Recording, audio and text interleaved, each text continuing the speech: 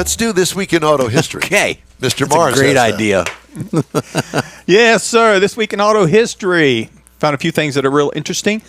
This week, American Motors Corporation officially debuted the AMX at the Daytona International Speedway in 1968. Now, this was their new two-seat muscle car, and it hit the track doing 130 miles an hour. I like it. Very impressive at the time. And it was the only other American two-seater at the time was the Corvette. Now, the AMX was actually $1,000 cheaper.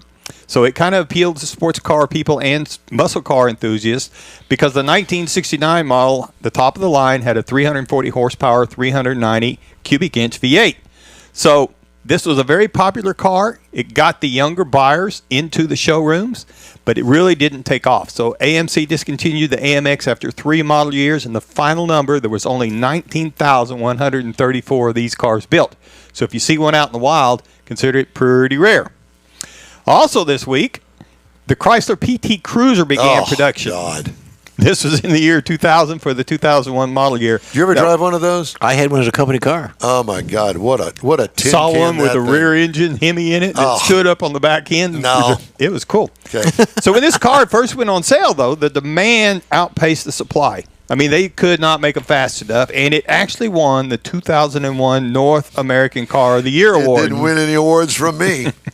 So this car was inspired by old school hot rods and panel vans from the 30s and 40s, and it stood out as compared to the other cars. It led into a bunch of other cars came in, like the Plymouth Prowler, the Volkswagen Beetle, HHR.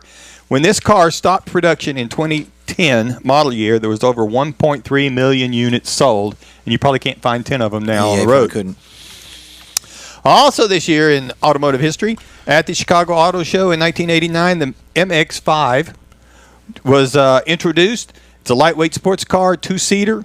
It had several different unique features, weighed 2,200 pounds with a standard 5-speed manual transmission.